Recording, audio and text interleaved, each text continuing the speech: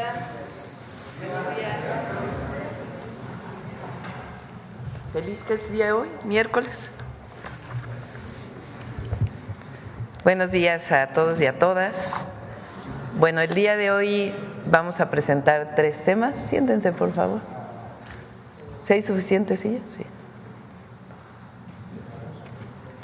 Primero, José Alfonso Suárez del Real nos va a hacer una pequeña relato, crónica de algo de la historia de nuestro territorio. Después vamos a presentar el programa de vivienda con la doctora Edna, secretaria de Desarrollo Agrario, Territorial y Urbano, Rodrigo Chávez, director general de la Comisión Nacional de Vivienda, Octavio Romero, que nos va a presentar los avances del Infonavit y también algunas otras informaciones que ha encontrado en el Infonavit. Y vamos a terminar la conferencia de hoy con el detector de mentiras. Así que tenemos bastante información. José Alfonso, si quieres empezar.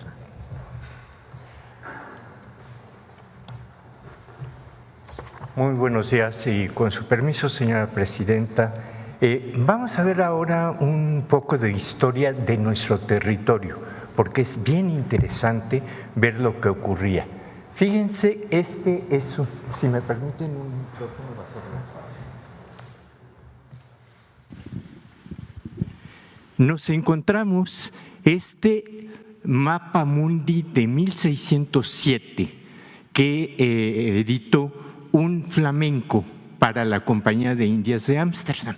En este mapamundi aparece ya por vez primera lo que es la América mexicana, así la denomina este cartógrafo, con lo que es México y lo que es ya Sudamérica. Es el primer mapamundi casi completo de lo que en el siglo XVI se descubrió. La siguiente, por favor.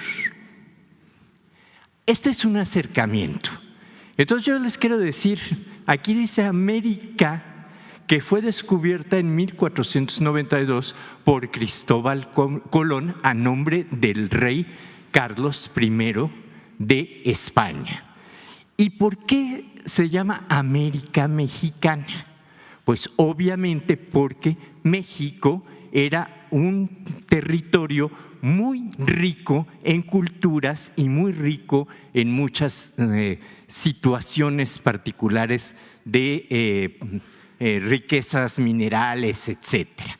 El hecho es de que América Mexicana es reconocido desde el siglo XVII, principios del siglo XVII, como el nombre de toda la parte norte del propio continente.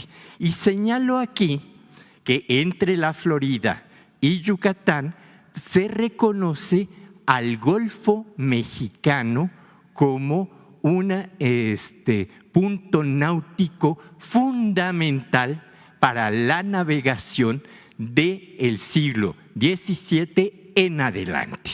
Siguiente lámina, por favor. Tan es así que nuestro prócer, el padre del Estado mexicano, como yo le denomino, don José María Morelos y Pavón, hace en la Constitución de 1814 en Apatzingán el decreto constitucional para la libertad de la América Mexicana. Es decir, desde 1607 se conocía como América Mexicana. Y veamos la siguiente, por favor. Esto era lo que reconoce la Constitución de Apatzingán, reconocía toda esta parte del territorio en donde destaca Texas, la Florida, Luisiana, que fue una concesión un poco rara que dio España a Francia para que pudieran poblarla. El hecho es de que el nombre de América Mexicana existe antes de que llegara el primer grupo de peregrinos a poblar Virginia, que es a finales de 1607, es decir, mucho después que el primer mapamundi que estamos presentando. Y esto es lo que un seductor de la patria, le dicen algunos. Yo digo, el 15 uñas, es decir, Santana, les cedió a los Estados Unidos para dejarnos esta parte del territorio que, como ustedes saben, él perdió de manera por demás escandalosa, y pues también me recuerda que hubo un grupo de fifís mexicanos que se llamaban los Polcos, que apoyaban a este tipo para que regresara a ser presidente de México a pesar de haber vendido la mitad de la patria. Esto hay que tenerlo siempre muy en cuenta. Y el nombre del Golfo de México, con toda la pena, pero es además de histórico, está registrado ante organismos internacionales que lo consideran como un referente náutico desde el siglo XVI, antes de que existiera los Estados Unidos. Es todo. Ponme la primera.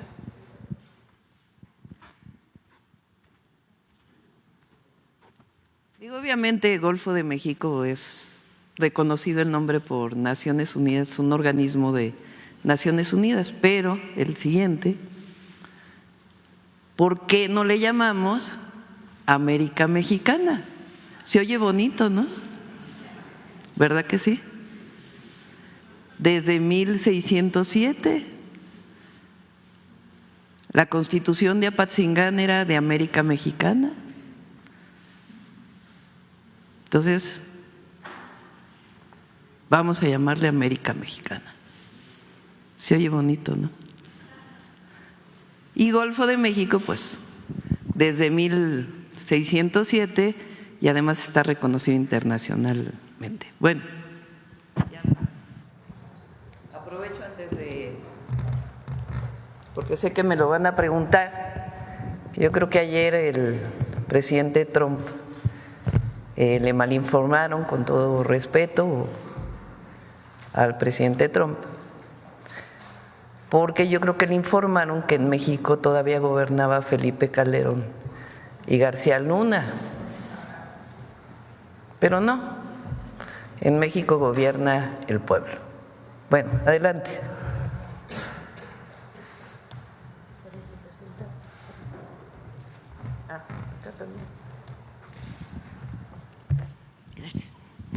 Con su permiso, Presidenta, muy buenos días a todos y todos. Como lo hemos hecho frecuentemente, hoy informaremos del avance del programa de vivienda para el bienestar. Podemos empezar con las primeras láminas, informarles, recordarles más bien de la meta de 1 millón de viviendas nuevas, 500,000 a través del Infonavit para todas las personas derechohabientes y 500,000 a través de la Comisión Nacional de Vivienda para las personas y familias no derechohabientes, y adicionalmente 1 millón de escrituras. Para este año 2025, la meta son 125,000 viviendas nuevas, 100,000 mejoramientos en la zona oriente del Estado de México y 120,000 escrituras. Me es muy grato informarles que vamos muy bien. En la siguiente lámina podemos ver respecto a la reserva territorial que hemos trabajado y que nos garantiza prácticamente la construcción de la meta de 2 años en términos muy estrictos. Se está planeando de una manera muy cuidadosa, muy atenta para cumplir con todas las condiciones que ya comentamos, una ubicación adecuada, que cuenten con servicios, que esté muy bien planificada, que cuente al menos con 40% de área libre en los conjuntos habitacionales, y entonces se están desarrollando tanto por parte del Infonavit como de CONAVI los proyectos que harán justamente una vivienda adecuada de acuerdo a la modificación del Cuarto Constitucional reciente, hoy ya no se denomina vivienda digna y decorosa, sino vivienda adecuada, de acuerdo a los principios que marca Naciones Unidas. Entonces, eso también es un avance muy importante en esta concepción. Entonces, ya 306 predios, ya cumpliendo con el 100% de la meta, decía un poco más, se instalaron ya 31 mesas de trabajo con los gobiernos estatales y municipales y ya se firmaron 8 convenios de colaboración con los gobiernos. En estos días, la meta es que en este mes se concluya la firma de estos convenios y ya 200 proyectos ejecutivos. Adelante, por favor. En enero esperamos concluir justamente la firma de todos estos convenios, que además de la reserva territorial que están proponiendo los gobiernos estatales y municipales, consiste en poder agilizar todo lo que tiene que ver con trámites, permisos, licencias. Se va a cumplir con absolutamente todos los requerimientos, pero lo cierto es que tiene que ser más rápido para lograr alcanzar la meta. En febrero iniciarán ya la construcción de los conjuntos habitacionales de manera muy importante. Quiero recordar que el 14 de octubre pasado inició ya en Los Cabos el primer conjunto habitacional de más de 700 viviendas. Prácticamente todos los trabajos preliminares ya se realizaron y va en curso. Entonces, entre enero y febrero realizaremos proyectos ejecutivos, iniciaremos las obras. Y si me lo permite, Presidenta, quisiera insistir a través de los medios de comunicación que la gente no se deje de engañar. Hay muchas personas, malas personas, que están ya difundiendo que a cambio de un recurso se pueden incorporar a los programas de vivienda. Insistir cada vez que podamos en que esto es totalmente falso. La incorporación a los programas es totalmente gratuito y por favor que la gente no se deje sorprender porque esto es totalmente falso. Muchísimas gracias. ¿Quién sigue? Rodrigo, adelante.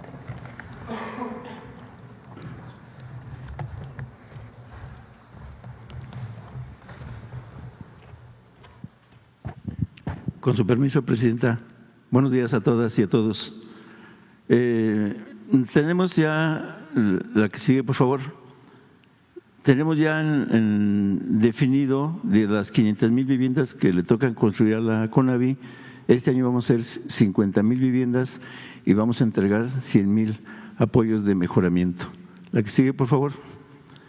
De la bolsa de vivienda, de la bolsa de suelo, de la Reserva Territorial Federal, Estatal y Local, ya tenemos 167 predios que suman más de 2,000 hectáreas y tienen una proyección de más de 300,000 viviendas. Ya estamos trabajando en 62 predios asignados a organismos ejecutores de obra para construir este año las 50,000 viviendas, que en este caso dan 55,000 viviendas. Y tenemos 105 predios que ya estamos trabajando en las 29 entidades del país. La que sigue, por favor. Vamos a iniciar la obra en febrero, ya estamos concluyendo los trabajos técnicos. Vamos a iniciar en febrero 27 predios en 12 entidades que representan 124 hectáreas y arrancaremos la obra en alrededor de 20,000 acciones de vivienda. En marzo arrancaríamos con otros 17 predios en 10 entidades del país, que son 82 hectáreas y son 14,000 viviendas.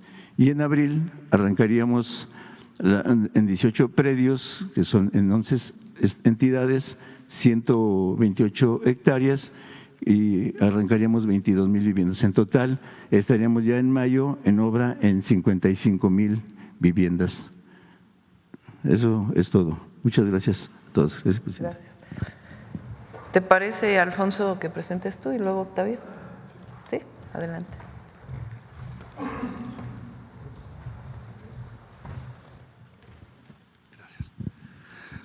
Con su permiso, Presidenta, buenos días a todos y todas. Voy a presentarles a continuación los avances que hemos tenido en materia de regularización de la tenencia de la tierra. Inicio con las 3 prioridades que tenemos a nivel nacional, que son el Estado de México, Baja California, en particular Tijuana, y en Baja California Sur, Los Cabos.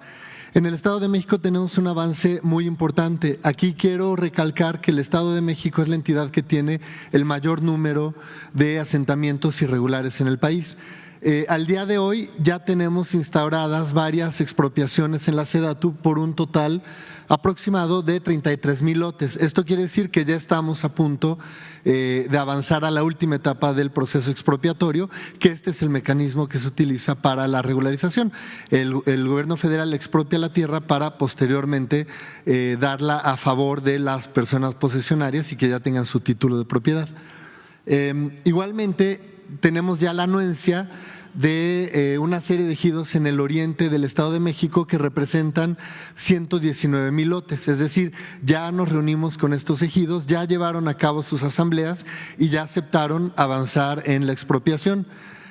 Igualmente tenemos pendientes para el mes de enero otra serie de asambleas que potencialmente nos darán otros 59,000 lotes, más lo que se está trabajando, que todavía no llegamos a la anuencia, pero que ya estamos en diálogo con los ejidos por 75,000 lotes. Esto representa un total de 286,000 lotes que tenemos ya trabajando para el Estado de México. Como referencia, nunca en la historia de nuestro país se ha dado un proceso tan ambicioso de regularización en ninguna entidad y esto creo que es un hito importante. Para el caso de Baja California, en Tijuana, la situación es diferente. En Tijuana tenemos problemas importantes con las situaciones de riesgo. La orografía de Tijuana, las laderas y el tipo de suelo se deslava muy fácil. Entonces, incluso edificios que fueron construidos con todo lo que se tiene que hacer, están sufriendo problemas de deslave y hay varios que están en riesgo de colapso. Por eso nos estamos concentrando mucho en identificar cuáles son las zonas de alto riesgo para tener la certeza de que no se va a regularizar algún lote que no se pueda regularizar y de forma paralela, junto con el gobierno estatal y municipal, estamos trabajando ya en 3 polígonos de muy buen tamaño que nos van a permitir avanzar a una posible reubicación de familias en los casos donde no sea posible la mitigación del riesgo. Y finalmente, en Baja California Sur, en Los Cabos, con los ejidos estamos trabajando ya aquí prácticamente no queda suelo agrario, la mayor parte, sobre todo en San José, ya salió del régimen agrario, sin embargo, los y las parceleras todavía tienen mucha propiedad que fueron anteriormente parte del ejido y ahí estimamos regularizar en esta primera etapa cerca de 13,000 lotes, que es lo que ya estamos trabajando con ellos. Siguiente, por favor. Y finalmente les quiero mostrar aquí las cifras que tenemos a nivel nacional. En la lámina anterior les hablé de las prioridades, sin embargo, estamos trabajando en todo el país. No me quiero concentrar en cada uno de los estados, solamente decirles que al día de hoy ya tenemos avanzado para este año, para 2025, en los próximos meses tendremos listos 222,000 lotes. Este es un trabajo muy grande, en realidad esto es prácticamente el doble de la meta que tenemos para el año, pero de forma estratégica lo que buscamos es que en 2025, máximo en 2026, ya tengamos suelo listo para regularizar en todo el país y que el resto del sexenio vayamos avanzando ya en la parte mucho más técnica de las cartografías y la parte operativa para estar entregando las escrituras a las familias a la brevedad posible. Es cuanto, Presidenta.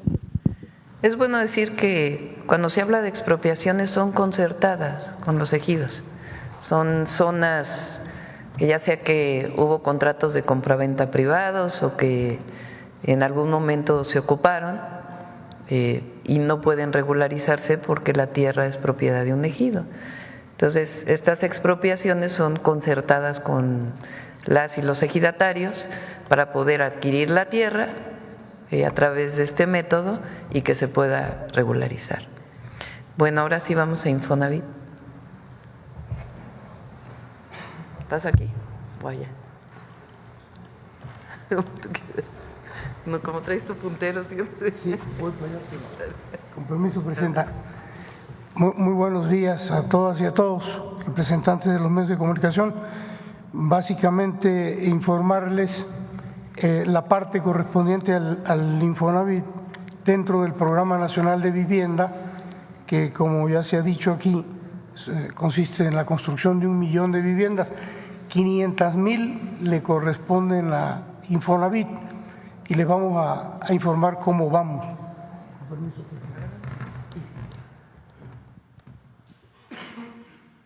El micrófono. Sí, la que sigue, por favor. En términos de reserva territorial, el próximo año la meta conjunta con AVI y Infonavit son poco más de 166,000 viviendas. Sí, estamos en 25. Este año son 166,000 viviendas, poquito más. Y bueno, Infonavit ya trae reserva en 29 estados, son 144 predios que suman poco más de 500 hectáreas, donde tenemos proyectadas con una densidad potencial de 180 viviendas, 85,688, lo que cubriría la meta de este año. Entonces, en reserva territorial, pues ya prácticamente estamos al 100%. La que sigue, por favor. La que sigue. Hicimos un convenio marco entre el Infonavit y el Tecnológico Nacional de México para el desarrollo de los proyectos arquitectónicos. Y bueno, les entregamos 148 predios, 11 proyectos nos los van a entregar el 28 de enero, es decir, ya en condiciones de arrancar construcción. 23 proyectos nos los van a entregar el 21 de febrero del 2025 y 114 proyectos a partir del 30 de marzo del 2025. De manera que vamos avanzando también en el tema de los proyectos arquitectónicos. La que sigue, por favor. Bueno, aquí referirnos un poquito al congelamiento de los saldos de los créditos del Infonavit.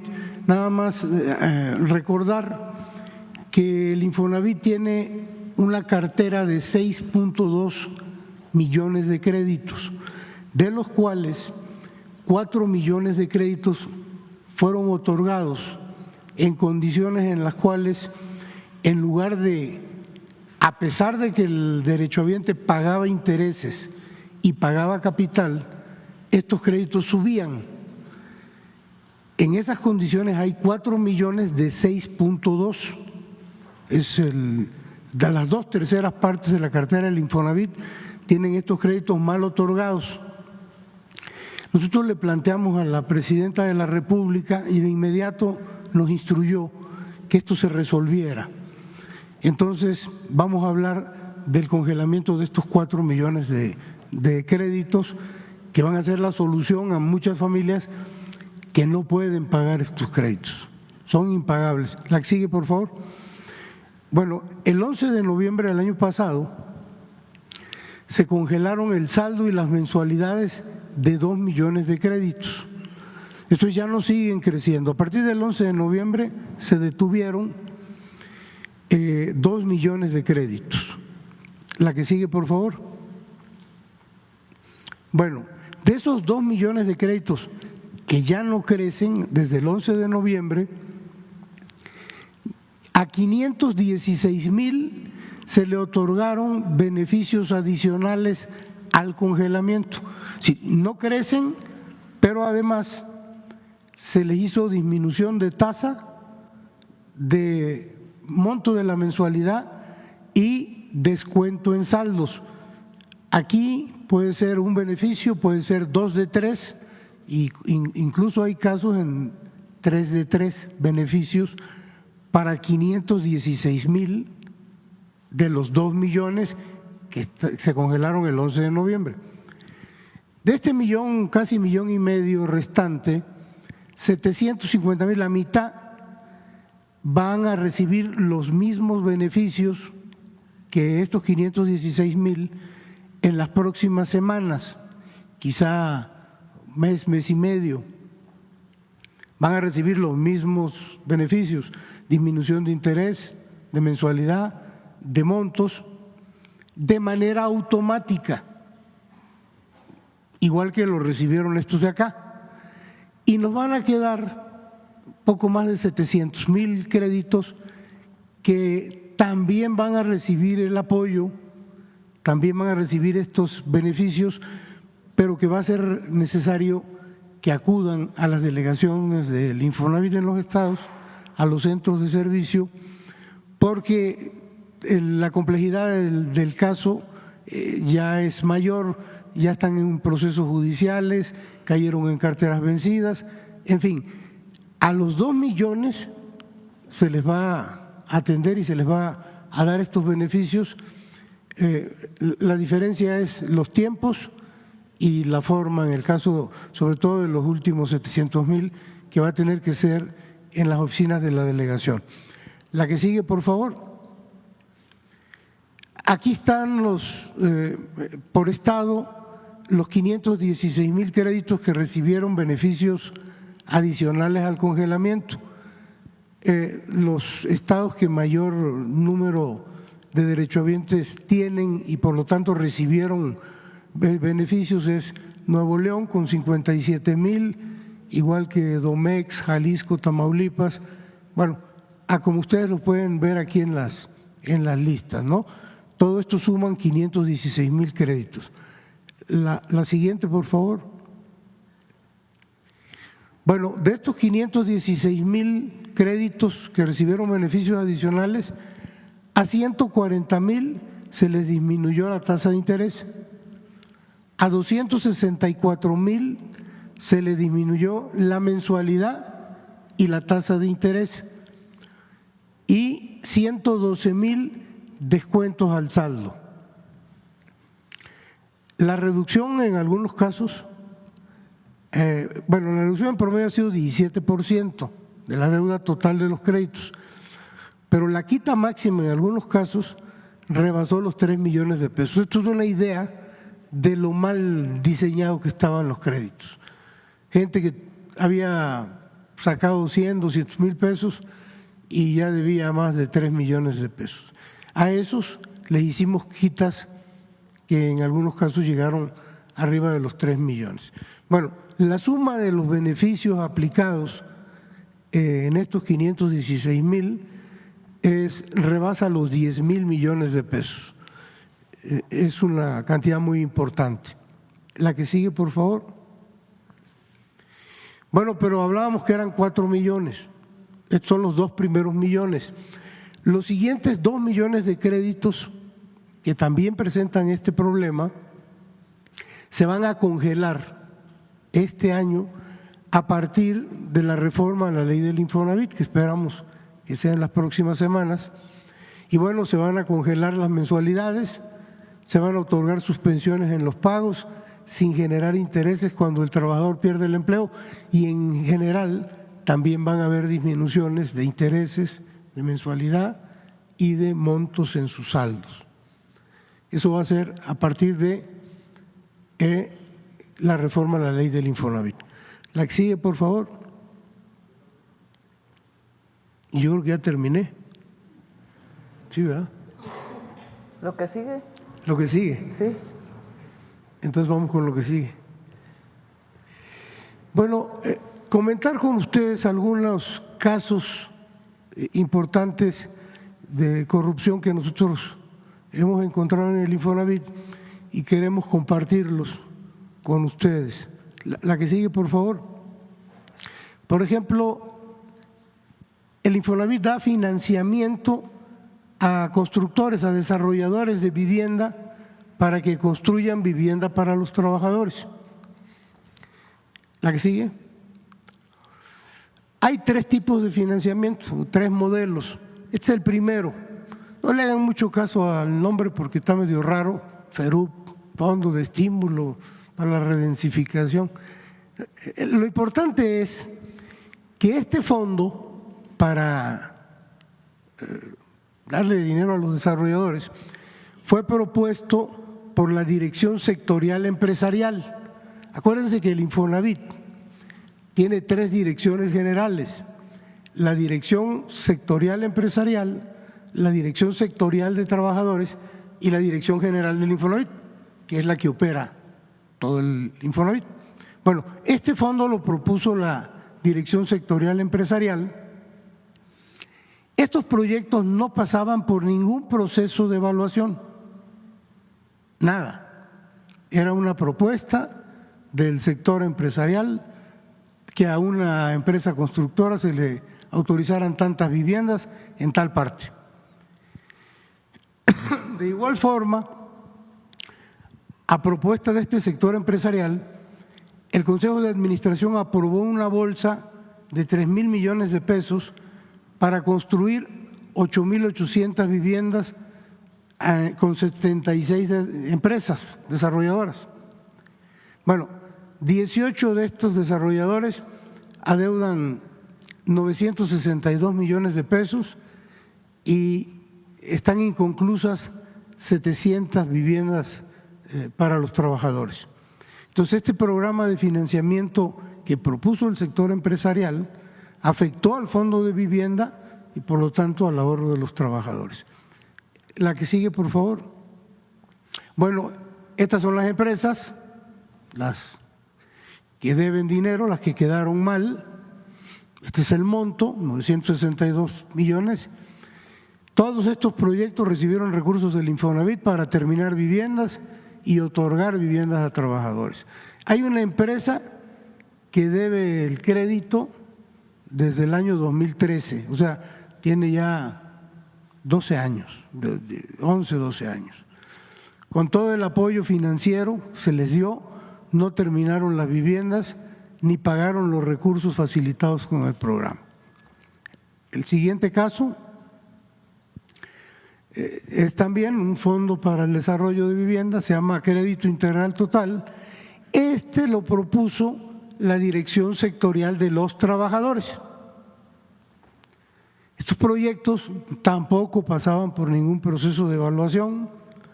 El Consejo de Administración aprobó, acuérdense que son tripartitas y ellos tienen mayoría, empresarios, trabajadores, aprobó créditos por 724 millones de pesos. El total de esta bolsa se entregó a 20 desarrolladores, iban a construir 9,400 viviendas. 13 desarrolladores adeudan dinero, considerando ya los intereses y todo, por más de 1,000 millones de pesos. Y 7,369 viviendas no se construyeron. Es decir, el 75% de todas las viviendas de este programa no se han construido o no se construyeron ya. La totalidad de los proyectos fueron propuestos, como decíamos, por el sector de los trabajadores y de nueva cuenta este programa defraudó al fondo de vivienda, es decir, al ahorro de los trabajadores. La que sigue, por favor. Estas son las empresas, este es el monto que deben. Todos recibieron recursos para comprar terrenos, licencias, permisos, para construir infraestructura. A estas 4 empresas adicionalmente se les dio más dinero para construir viviendas, tampoco terminaron, y el resto de los proyectos pues no se construyó ninguna vivienda de las aprobadas. La que sigue, por favor. Este es el tercero, se llama Crédito Integral. Este programa fue conjunto, lo propusieron las direcciones sectoriales de trabajadores y empresarial. Aquí vale señalar que en ningún caso la Dirección General del Infonavit puede proponer proyectos, porque hay un acuerdo del Consejo de Administración que los únicos que pueden proponer proyectos son los sectores empresarial y de trabajadores. Entonces, inicialmente los proyectos de construcción de vivienda deberían contar con la aprobación de un subcomité conformado por 5 integrantes de la administración del Infonavit. Pero durante el tiempo que esto funcionó, solo se construyeron 366 viviendas en 5 años. Increíble. No tenemos información documental de qué proyectos se presentaron a ese subcomité y por lo tanto no es posible identificar cuántos proyectos de desarrollo de vivienda se presentaron, ni cuántos fueron rechazados, ni cuáles fueron las causas. Entonces, a partir de esto, en 2014, el Consejo de Administración desapareció el subcomité y entonces dejó en manos de los sectores empresarial y de trabajadores las propuestas de los proyectos sin ningún análisis de viabilidad. Y ahorita van a ver ustedes un cuadro que es muy importante. La que sigue, por favor. Bueno, antes del cuadro decirles que el Infonavit puede perfectamente, con sus propios medios, está diseñado para eso, llevar a cabo la supervisión de los proyectos y la administración de los recursos a los desarrolladores. Sin embargo, el Consejo de Administración aprobó un mecanismo para entregarle los recursos a los desarrolladores a través de un intermediario financiero no regulado, una SOFOM, pretextando la necesidad de supervisión. Esa supervisión nunca se llevó a cabo, ahorita lo van a ver. Con este mecanismo, el Infonavit ha perdido el control de los recursos de los derechohabientes y no lleva a cabo directamente la supervisión oportuna de la construcción. Por eso se aprueban los proyectos y no se construyen las casas, pues no hay supervisión. Y estos SOFOM no hacen la supervisión. Entonces, esta forma de intermediación no aporta nada positivo al proceso de construcción y deja al trabajador en un estado de indefensión frente al incumplimiento del constructor o de la propia SOFOM. Lo que sí es cierto es que la SOFOM recibe el recurso del Infonavit, lo jinetea, se beneficia con el cobro de las comisiones y el uso de estos recursos para otro tipo de negocios. Entonces, los sectores de los empresarios y de los trabajadores han estado insistiendo, acusando falsamente que la reforma a la ley del Infonavit va a eliminar la supervisión de la Comisión Nacional Bancaria y de Valores, cosa que no es cierto. Por supuesto que va a haber supervisión de la Comisión Nacional Bancaria y de Valores y de Hacienda en general hacia el Infonavit. Eso es lo que queremos. Bueno, pero acusan de que no hay o de que no va a haber supervisión de la CNB, pero por otro lado aprueban un esquema en el que las entidades financieras no reguladas por la CNB administran los recursos de miles de créditos de derechohabientes para financiar a desarrolladores. O sea, es un doble discurso. La que sigue, por favor. Miren, este es el cuadro del que les hablaba yo.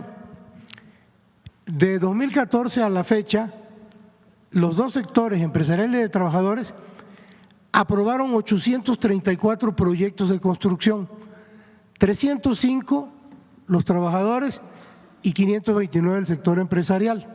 Los 834 era para construir 142,000 casas, viviendas.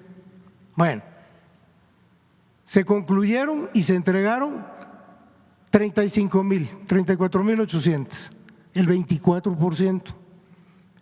Están en construcción 6,950, el 5%. Pero este es el dato importante.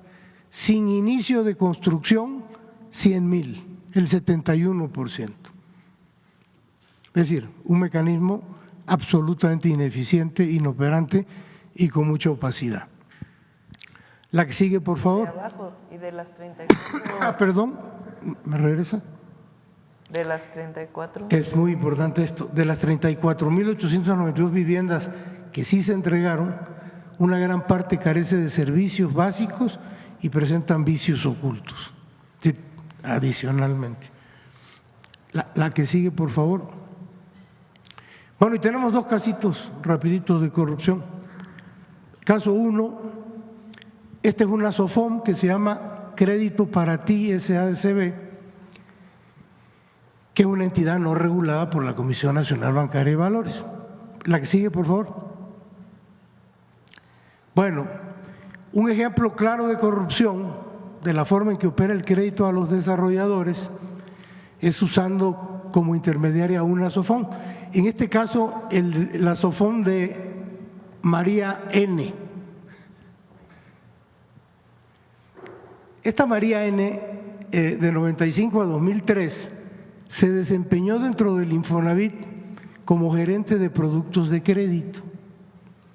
En el 2008, María N se asocia con su hermana y constituyen una SOFOM, Crédito para Ti. De 2019 a 2023, María N fue integrante de la Comisión de Vigilancia del Infonavit, participó en 64 sesiones y percibió 2.2 millones de pesos pagados a través de una cuenta de cheques de Coparmex.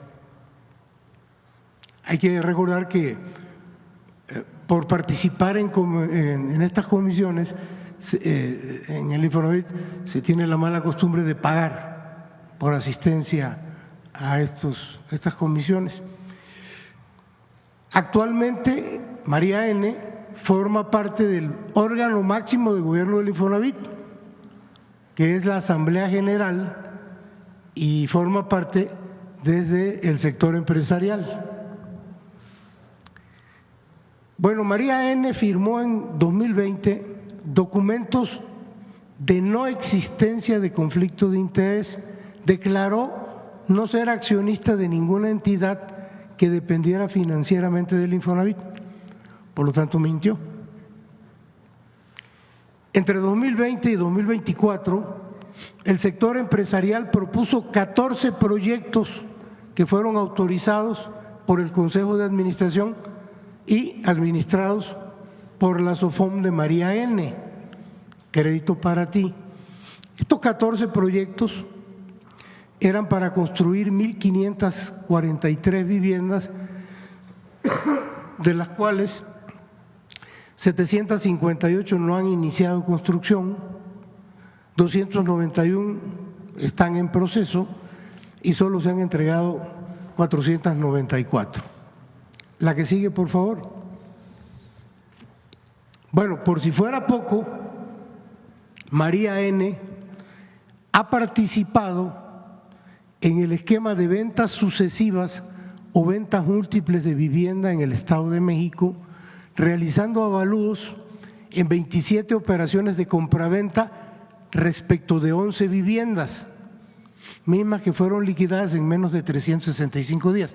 Cuando ustedes sacan un crédito hipotecario en un banco o en el Infonavit, en un banco pues pueden ser 20, 25 años, en el Infonavit son 30 años, imagínense 27 operaciones de compraventa que fueron liquidadas en un año, créditos que se pagaron en menos de un año. Una vivienda fue vendida 5 veces, 2 viviendas 3 veces cada una y 8 viviendas fueron vendidas 2 veces cada una. Todas estas operaciones fueron valuadas por esta SOFOM Crédito para Ti. Entonces, esta SOFOM se constituyó en enero del 2008 con un capital social de 5 millones. María N es la dueña del 99% de las acciones y de acuerdo con la Conducef, actualmente trae un capital social fijo de 50 millones de pesos y un capital social variable que es ilimitado. La que sigue, por favor. Este es el caso 2, también es interesante. Aquí hay que ponerse un poquito abusados porque tiene varios datos, pero bueno, esta también es una SOFOM, Soluciones de Inmuebles y Medios Express, Solimex. Es una SOFOM no regulada por la Comisión Nacional Bancaria y Valores. ¿La que sigue? Bueno, Solimex es un ejemplo claro de conflicto de interés, ya que los desarrolladores, o sea, el constructor, elige a la SOFOM o a la entidad que le va a dar el dinero y que lo va a supervisar, o sea, o que no lo va a supervisar. En 27 de los 31 proyectos propuestos por el sector trabajadores, los desarrolladores estos, los constructores, eligieron a Solimex como administradora. Ojo, 63% de los proyectos nunca inició la construcción. A la fecha, 21 de los 27 proyectos administrados por Solimex adeudan más de 800 millones de pesos que debieron ser usados para comprar terreno, para las licencias, para los permisos. Y de los 4 que sí comenzaron la construcción, adeudan casi 83 millones de pesos, y a pesar de estas irregularidades, lo lógico era que ya no se le diera nada, ¿no? A pesar de estas irregularidades e incumplimientos de Solimex, en lugar de cancelarles ya todas las operaciones y todos los proyectos, se les autorizaron 16 proyectos más por parte del sector trabajadores. Entonces Solimex dejó de entregar recursos a las desarrolladoras por un total de 68 millones de pesos, afectando a más de 300 familias, las cuales se encuentran con un crédito vigente, pero no han recibido su vivienda. O sea, imagínense que el trabajador está pagando el crédito de la vivienda, de todos estos fraudes, vamos a llamarles así, o casos de corrupción, y o recibieron una vivienda sin servicios, o no han recibido su vivienda, pues sencillamente en algunos empezaron, se abandonó, en otras ni siquiera han iniciado las construcciones, pero el recurso del Infonavit ya está en estos fondos. La que sigue. Miren, por eso les decía que se pongan abusados porque no está medio enredado. Este es Solimex, la SOFOM, y tiene como director a Jesús N. y tiene como comisario a José N. Chequen bien el colorcito del cuadro, porque Jesús N., que es el director, tiene parientes. Estas son, bueno, este es Solimex, estos son los desarrollos que se autorizaron de vivienda y estas son las empresas constructoras.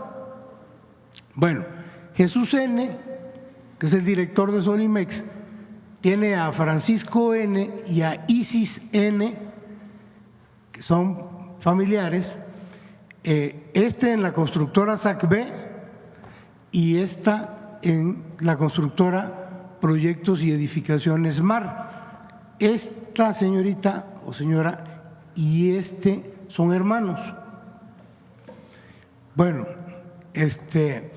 José N. En Solimex es comisario, pero en esta constructora, Quijano Desarrolladores, es accionista. Y bueno, hay otro señor que se llama Joaquín N., que es comisario en Desarrollo Marus, que es una empresa de esa constructora. Aquí es comisario en esta y aquí es el administrador único en esta otra empresa, Supervisión y Construcción SIG.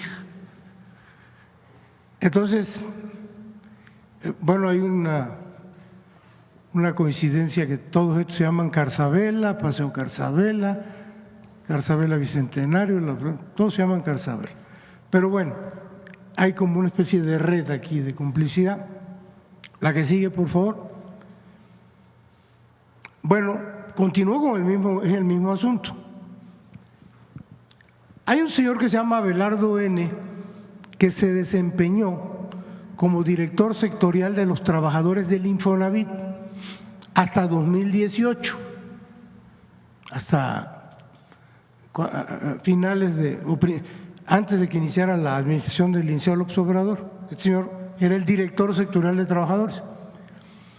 En 2017, el director sectorial, Abelardo N., propuso y se autorizaron 6 proyectos para desarrollar fraccionamientos Carzabela, los que veíamos atrás, administrados por Solimex en Campeche, Sonora, Guanajuato, Veracruz, Zacatecas y Yucatán.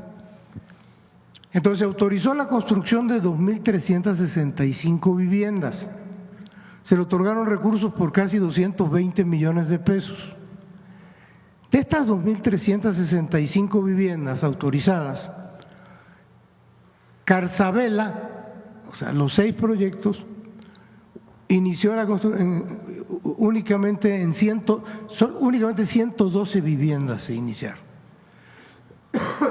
mismas que se entregaron sin servicios y con deficiencias en calidad de construcción. Por lo tanto, la gente no los recibió, no están entregadas por este tipo de problemas. Bueno, y este señor Abelardo N., que fue director sectorial de trabajadores del Infonavit de 2009 al 18, pues recibió durante todo el tiempo que estuvo en Infonavit pago, bonos y liquidación de retiro por más de 99 millones de pesos. Nada más su bono de retiro en el 18 fueron 27 millones de pesos. La que sigue. Y este es el caso de Campeche, uno específico de los 6.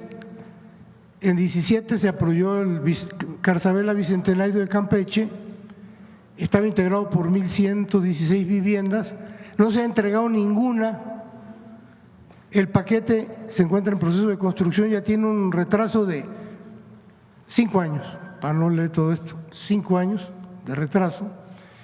El Infonavit otorgó los recursos a la constructora SACB, que era quien iba a hacer esto, para comprar terreno, licencias, permisos, construcción de infraestructura, y el adeudo a la fecha asciende a 96 millones de pesos, incluyendo los intereses.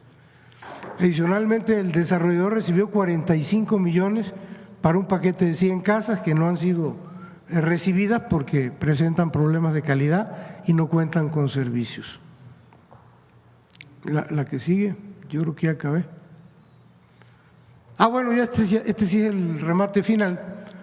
Lo que tiene que ver con la declaración patrimonial y de conflicto de interés, las direcciones sectoriales de los trabajadores y la empresarial decidieron que sus declaraciones patrimoniales y de conflicto de interés no sean fiscalizadas por ningún órgano de control, ni por la Auditoría Superior de la Federación, ni por la Secretaría de la Función Pública. Entonces, dichas declaraciones están resguardadas en un sistema protegido del Infonavit que se ocupa exclusivamente para almacenar esta información. O sea, la información existe, no es que nadie la puede ver. Para ingresar a ese sistema se requieren 2 llaves electrónicas maestras. Una se encuentra en poder de la Contraloría General del Infonavit y la otra en poder de la Presidencia del Comité de Auditoría, la cual, por instrucciones del Comité de Auditoría, tiene prohibido dar el acceso para revisar dichas declaraciones. Entonces, son 2 llaves, nada más tenemos una, sin la otra no se puede, no tenemos acceso a estas declaraciones, no nosotros, el país, pues, porque esto es dinero, y sobre todo los trabajadores, esto es dinero de los trabajadores. Yo creo que con esto ya concluyo, Presidenta. Sí. ¿Cuál es el objetivo de la reforma a la ley del Infonavit? Fortalecer la institución para erradicar la corrupción y que los trabajadores tengan la certeza de que van a recibir créditos de viviendas que se van a construir y que deje de haber estos esquemas de corrupción que puede entrar a auditar la Auditoría Superior de la Federación, el Infonavit, y que haya transparencia, porque lo que no hay, y es principalmente por esta participación al mismo nivel de las direcciones generales, de los trabajadores y de los empresarios, que no todos obviamente, pero en muchísimos de los casos terminan en actos de corrupción. Ayer le di instrucciones al director del Infonavit que se pusiera de acuerdo con la consejera jurídica porque estamos presentando denuncias penales a la Fiscalía General de la República. Bueno, ahora sí vamos a preguntas. Estamos en un programa, ya lo vamos a presentar posteriormente. Lo que hoy presentamos es algo muy bueno. Ya tenemos los predios y gracias a los gobernadores, gobernadoras, presidentes, presidentas municipales, a la reserva territorial que tiene el Gobierno de México y también el Infonavit, pero gracias a las reservas territoriales tenemos ya los predios ubicados en buenos lugares, con servicios, para poder hacer los proyectos de vivienda de este año e incluso proyectos de vivienda del 2026. Vamos a iniciar ya en febrero la construcción de viviendas a través de la CONAVI, de la Comisión Nacional de Vivienda. ¿Cómo se inscriben a este programa? Lo estamos haciendo por censo, es decir, va la Secretaría de Bienestar con servidoras y servidores de la Nación a aquellos lugares de mayor necesidad de vivienda. Se toca casa por casa, se pregunta y se ofrece participar. Y también vamos a abrir un espacio para que en estos lugares, si no estuvieron en su vivienda cuando se hizo el censo, pues puedan inscribirse. Entonces, así se accede a la Comisión Nacional de Vivienda, las viviendas que va a construir la CONAVI, y son para los no derechohabientes.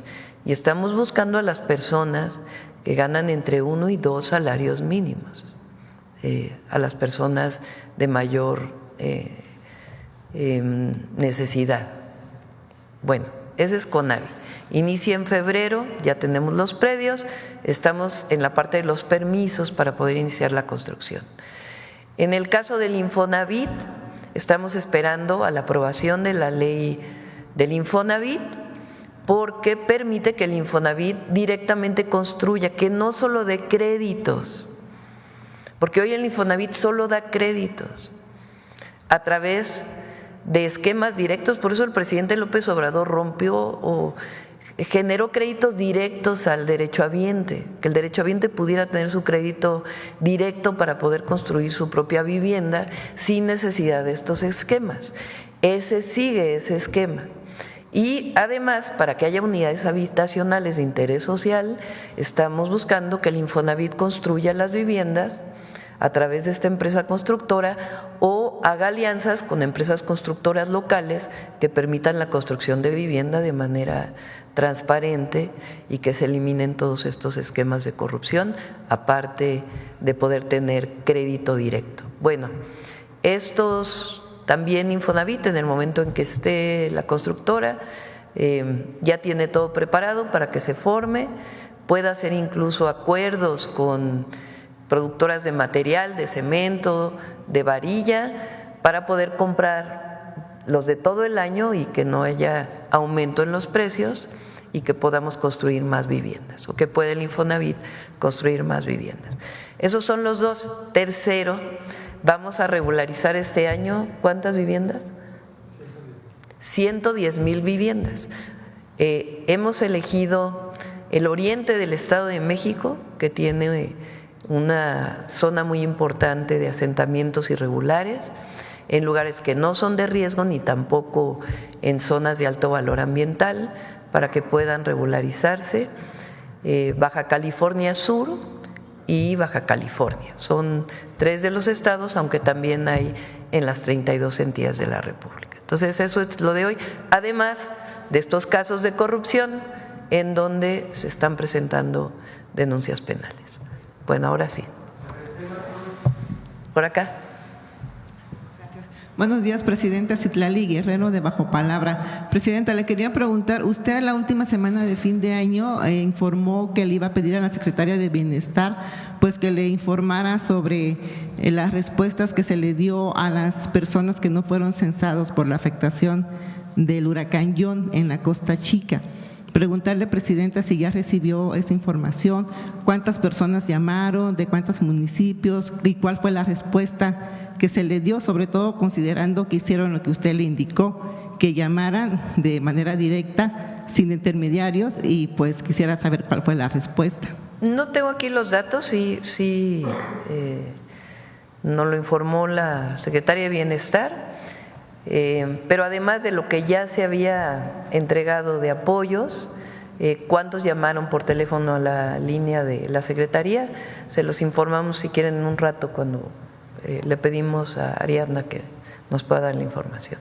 Pero ya han sido atendidos todos, realmente ya no hay prácticamente ninguna queja. Gracias, presidenta. Y bueno, Guerrero y particularmente Acapulco pues ha recibido el apoyo invaluable de usted, ¿no? Después justamente de las afectaciones del huracán John. Y bueno, usted la semana pasada también manifestó pues su alegría de que Acapulco terminara con una ocupación hotelera, creo que terminó con el 92%. Sí. Y bueno, esto también se ha notado en coordinación de la gobernadora del estado de Guerrero y de la presidenta de Acapulco pues con su gobierno.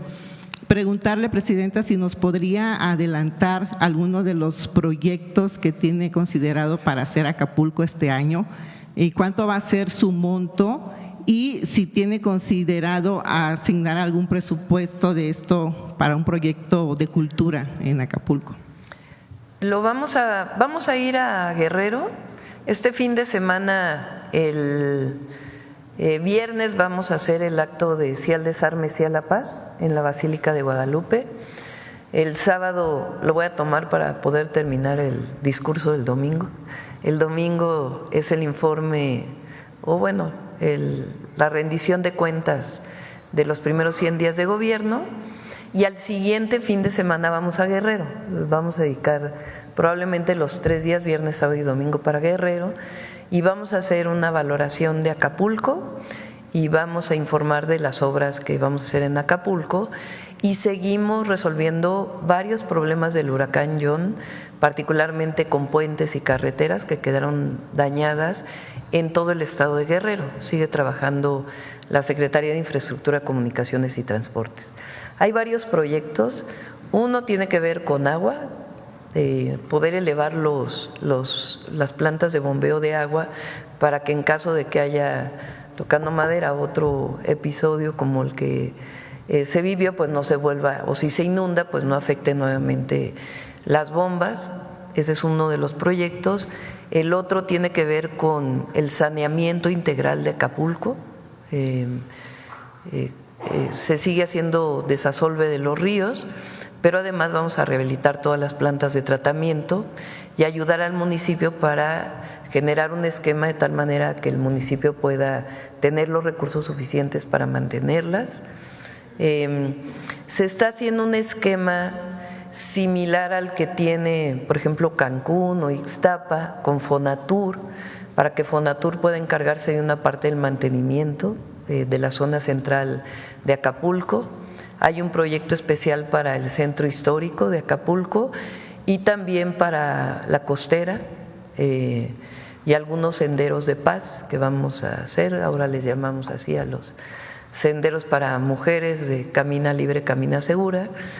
Se los vamos a proponer a todos los municipios y en Acapulco vamos a hacer algunos, el municipio va a hacer otros, el estado va a hacer otros. Entonces hay inversión para Acapulco y en general para todo Guerrero. Se va a hacer la carretera de la Unión a Toluca, en algunas partes ya está. Estuvimos en Tejupilco la semana pasada y la carretera no está en buenas condiciones, entonces es esa misma carretera la que llega hasta Toluca. ¿Y cuál es el monto, presidente? ¿Y si tiene considerado algo para cultura? Sí hay algo para cultura. Quisiera informarlo completo, esperar a la nota del día de que lo vayamos a informar allá en Acapulco igual y nos vamos a la mañanera allá a Acapulco el viernes, de este viernes en ocho. Gracias, presidenta. Presidenta, este año el Paseo del Pendón que se realiza en Chilpancingo cumple 200 años. Fue creado en 1825 por el Congreso del Estado de México. Incluso es más antiguo que la Feria de San Marcos de Aguascalientes. Esa fue creada en 1828. Incluso y sin embargo es más antigua que la Guelaguetza, ¿no? Que ha recibido pues un gran impulso del gobierno federal y ha recibido una gran promoción de turismo internacional. Preguntarle, presidenta, si este año que se cumplen 200 años del Paseo del Pendón y considerando pues la situación de violencia que se vive en Chilpancingo, ¿usted tendría considerado como dar un apoyo o dar un impulso de turismo internacional en Chilpancingo, pues también para fortalecer otros municipios del estado de Guerrero, en el caso del turismo, ¿no? Y no solamente que sea Taxco, Acapulco y Zihuatanejo, como siempre ha sido. No sé si usted tendría considerado esta posibilidad. Pues habría que hablarlo con la gobernadora para ver cuáles son los planes. Mañana, por cierto, viene el Gabinete de Seguridad, vamos a ver los resultados del 2024 y particularmente también para Guerrero, que también se ha hecho una intervención muy importante. Entonces, pero ya hablaremos con la gobernadora. Una última pregunta, sí, Presidenta. El año pasado también por las afectaciones, bueno, Acapulco solamente tiene 3 librerías. Una Porrúa, ubicado en la isla, otra es la cadena Sanborns, pues ubicados en todas las tiendas de Sanborns que hay, y la otra era Educal, que estaba instalada en el Centro Cultural Acapulco. Pero por el Otis, el Centro Cultural fue declarado pérdida total. Entonces, el Grupo Carso se ofreció a hacer el proyecto de remodelación, incluso a hacer los trabajos de remodelación, cosa que ya está casi concluida. Pero ahora, actualmente, la Secretaría de Cultura del Estado de Guerrero se niega a respetar el espacio que tenía Educal. Entonces ya tiene más de un año pues, que los trabajadores no pueden asistir a la librería, y la única librería, digamos, como cultural, incluso pues del gobierno, pues está cerrada porque la Secretaría de Cultura no le quiere respetar el espacio que tenía anteriormente y le está ofreciendo como un espacio 50% menor a su capacidad. Y hay algunos usuarios pues que piden que se abra, y algunas también gente de la comunidad artística que está incluso pues pidiendo su intervención pues para que se pueda abrir Educal. Y preguntarle… Lo vemos con la gobernadora y la presidenta municipal. A ver, de este lado.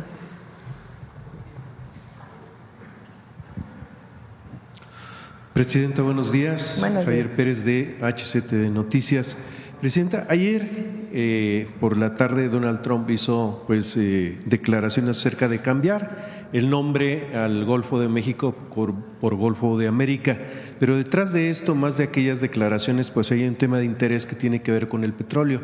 En el sexenio de Ernesto Zedillo, pues se le dio la oportunidad de expandirse en sus áreas limítrofes a Estados Unidos y regalarle 22.500 millones de barriles a beneficio de este país, específicamente en el hoyo de la Dona. Aparte, pues esta declaración pasa por autoridades internacionales que delimitan pues los áreas limítrofes, el UNCLOS, que es quien regula a las naciones, sobre todo sus áreas limítrofes, pues su comparecer, su percepción acerca de todo esto, que ya Estados Unidos de sexenios anteriores ya tiene ahí manos puestas sobre estas aguas ya todavía mexicanas, pero que en ese sexenio de Zedillo pues ya estaban metiendo las manos ahí. Sí, hay derecho internacional para todo, pues no, un país no puede actuar individualmente, hay un derecho internacional. Yo creo que hay que esperar también a que llegue el presidente Trump ya formalmente a la presidencia. Por eso mi mención el día de hoy, porque él habló del nombre. Nosotros también hablamos del nombre. Desde 1607 se llama América Mexicana, América del Norte. Entonces, hay que esperar también a que llegue a la presidencia, y de todas maneras hay derecho internacional, y yo sigo pensando que va a haber buenas relaciones con el presidente Trump. ¿En qué me baso? Pues en que hubo buenas relaciones con el presidente López Obrador, y tiene que haber relación de respeto mutuo, de colaboración, no de subordinación, y de respeto. Muy bien, Presidenta, pues ayer fue pues prácticamente obligado a presentarse ante un juez al exgobernador Graco Ramírez por un supuesto desvío de recursos o mal manejo de recursos en su gobierno, donde supuestamente agarró dinero de los trabajadores para comprarse una camioneta. El tema es que quien está encargada de la dirección precisamente que regula o que maneja el dinero de los trabajadores se desistió el mismo día de ayer de la denuncia. Preguntarle sobre este tema también. Y ya de pasadita, hablando de expresidentes, fueron declarados non gratos en Venezuela Felipe Calderón y Vicente Fox por intervención, por tratar de intervenir en las elecciones precisamente de allá de este país. No tengo información del primer caso, no podría opinar. Y bueno, también no debo paso de declarar respecto al segundo paso. Sí.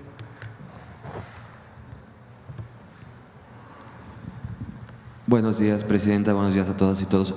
Preguntarle, con los casos de corrupción presentados en la mañanera pasada y estos casos de corrupción, ¿a cuánto asciende el daño al Infonavit por estos actos de corrupción y también cuántas familias, cuántos trabajadores han resultado afectados por estos esquemas corruptos? ¿Tienes la información, Octavio? Sí. Ahora, de estos que se presentan ahora y de los que se presentaron la vez anterior, si quieren hacemos el recuento y lo presentamos más tarde. En este contexto del Infonavit, en el Heraldo de México se publica una encuesta de QM Estudios donde el 60% de los encuestados avala esta reforma al Infonavit. ¿Qué representa este espaldarazo y insistir cuáles son los beneficios para las personas con esta nueva ley? Bueno, con la nueva ley, primero 2 millones de créditos ya a través del propio Infonavit. Se están disminuyendo los pagos y condonando en 2 millones de créditos, que por las características de los créditos cada uno tiene un tratamiento distinto.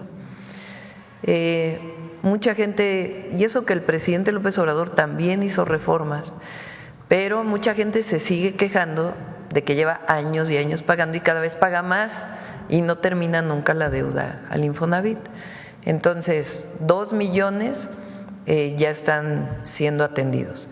Para poder atender a los otros 2 millones, tenemos que cambiar la ley del Infonavit. Y hay un transitorio que se está incorporando para que se congelen sus créditos a partir del año pasado, es decir, de lo que estaban pagando en diciembre del 2024, y en muchos de ellos van a ser disminuidos, igual que en el caso de los primeros 2 millones. Eso es un beneficio muy grande para 4 millones de familias que tienen créditos del Infonavit, y 2 millones de ellas se van a beneficiar de manera inmediata gracias al cambio a la ley. Lo segundo es para todos los trabajadores que aportan al Infonavit, pues va a haber transparencia y va a haber viviendas accesibles, además del crédito individual al que pueden acceder. Y va a haber auditoría de los fondos, cosa que antes no, o que hasta ahora no puede haberla por las condiciones en las que está el Infonavit. La oposición, los adversarios se han dedicado a decir que queremos el dinero del Infonavit, pero es la cosa más absurda que hemos escuchado. El problema es que el esquema de funcionamiento del Infonavit pues se presta a estas formas de corrupción y se quiere erradicar todo este esquema para que realmente haya la construcción de viviendas, que es lo que quieren las y los trabajadores que aportan al Infonavit, y sigue manteniéndose el organismo tripartita a través del Consejo de Administración, donde participan empresarios y participan trabajadores, pero ya no como direcciones generales, sino hay una sola dirección transparente, auditable, para poder construir viviendas. En esta misma encuesta dice que el 49% sabe los beneficios, pero un 51% no sabe cuáles son los cambios que se contemplan. Ahora hay que recordar que el Infonavit atiende, si consideramos que más o menos la población que tiene acceso al IMSS es la misma del Infonavit, estaremos hablando del 50% más o menos, poco más. de las y los mexicanos. Entonces el otro se interesan más, digamos, por las reformas aquellos que aportan al Infonavit. Por cierto, el martes vamos a presentar también algunas reformas para el FOBISSSTE. Vamos a presentar salud y también Martí Batres va a presentar varios temas relacionados con ISSSTE y con FOBISSSTE. Y para alcanzar el objetivo del 1,000,000 de viviendas en esta administración, ¿contemplan el apoyo de los profesionales inmobiliarios como de la CONADEVI o de la ADI, Presidenta? Pues la ADI más bien hace desarrollos habitacionales de alto costo.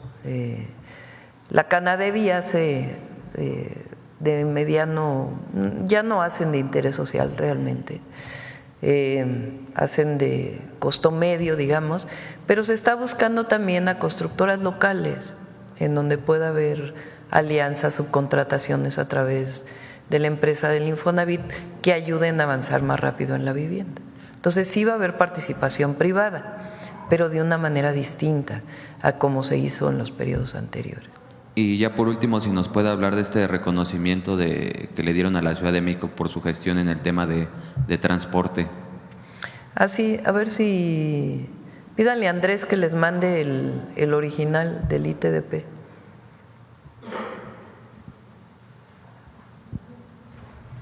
Sí, dieron un reconocimiento, se modificó el reconocimiento para transporte público y también al último periodo le tocó a Martí Batres, hay que decirlo, es para el periodo que estuve al frente del gobierno de la ciudad y 2023-24 que estuvo Martí. Y obviamente pues al equipo de movilidad, a Andrés Layú, que fue quien coordinó la Secretaría de Movilidad, que ahora está en el área de trenes aquí en el gobierno federal. Dan el premio por los 500 trolebuses, por los teleféricos, el cablebús, el trolebús elevado obviamente y el sistema Ecobici, que gracias a su rediseño alcanzó un porcentaje mucho mayor de usuarios. Entonces, pues felicitar al equipo de movilidad que entonces estuvo al frente del gobierno de la ciudad. Acá. Gracias. Buenos días.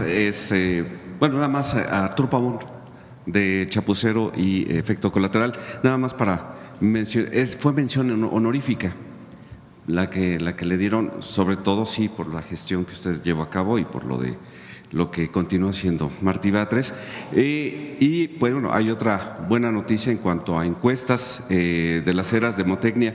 Ha presentado pues, los resultados también del nivel de confianza que se tiene ya en su gobierno pues a los 100 días de iniciado. Hay resultados muy interesantes, no sé si usted los quiere nombrar ahí o los mencionamos. A ver, arriba.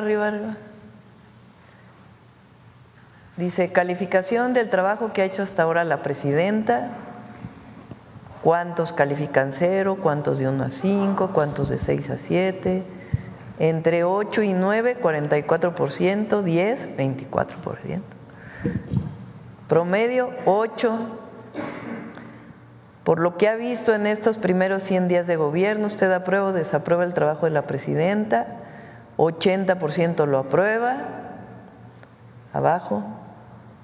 ¿Qué opinión tiene usted de la presidenta? Muy buena, 20%, buena, 51%, mala, 6%, muy mala, 2%. O sea, 71% contra 8%. ¿Qué tanta confianza le tiene la presidenta? Mucha confianza y algo, 79%. Abajo. Ahí están en las distintas áreas, abajo. Desde que la presidenta ganó las elecciones, el país está mejor. 71% considera que está… Bueno, 60% mejor, 11% igual de bien. Desde que la presidenta, ¿cómo están usted y su familia? Mejor, 54%. Igual de bien, 23%. Igual de mal y peor, 17%. ¿Usted diría que el gobierno de México es un gobierno que funciona? 79% sí. ¿Y usted diría que es un gobierno que da resultados? 74% sí. ¿Cómo considera que debe ser la relación entre la presidenta y el próximo presidente Donald Trump? Respetuosa e institucional, coincidimos, 62%. Ahí está. Nada más que decir. Sí. Doctora, en una acción pues marrullera y argumentando un acatamiento de una suspensión, el Comité de Evaluación del Poder Judicial de la Federación en el proceso para sus candidatos a juzgadores, pues han suspendido ellos este proceso. ¿Se puede hacer las elecciones de todas maneras con los candidatos propuestos por el Poder Ejecutivo y el Legislativo? Están violando una resolución del Tribunal, de la Sala Superior del Tribunal Electoral del Poder, ¿cómo es? Tribunal Electoral del Poder Judicial de la Federación. O sea, el tribunal ya había hecho una resolución en el sentido de que esos amparos no tenían ninguna validez porque estaban dentro del terreno electoral. Entonces, el amparo pues no es procedente. Entonces, la Corte no tendría por qué responder ante este amparo, ¿no? Hoy consulté con el ministro Saldívar y en el caso de la comisión, digo, lo tienen que decidir entre los cuatro, que por cierto tengo que informar, el licenciado Quijano ha estado con mal de salud y no ha estado asistiendo, que es importante que se sepa, ¿no? Porque hoy está funcionando con 4 la comisión. Estamos preguntando al Senado, que es el que tiene que atender cualquier problema, y le mandamos muchos saludos al maestro Quijano. Ya está bien de salud y eso nos da mucho gusto, pero ha tenido algunos problemas, entonces no ha estado asistiendo en el último periodo, pero es bueno que se sepa, ¿no? Por cualquier tema que pudiera salir. Entonces están funcionando con 4 la comisión. Vamos a preguntar al Senado, que es quien tiene que responder frente a alguna situación que no esté considerada en la Constitución o en las leyes, si se sigue funcionando con 4. Pero hasta ahora está funcionando con 4, ellos tienen que tomar una decisión sobre este tema, pero a consideración del ministro Saldívar, pues nos vamos con la resolución del Tribunal Electoral del Poder Judicial de la Federación, que ya había establecido que en materia electoral, pues estos amparos no son procedentes. Muy bien, y ya como tercera pregunta, acerca de las unidades habitacionales, todas las construcciones que se hicieron y que están abandonadas, que nunca se ocuparon, ahorita están en ruinas o las pueden estar ocupando gente que no debe. En el caso, por ejemplo, de Baja California, en Mexicali, pues hace 2 años, cuando hubo una crisis de migración de haitianos, pues se propuso que en algún momento podrían ellos ocupar, porque sí venían con la intención algunos de quedarse y trabajar y pagarlos, no querían que se los regalaran.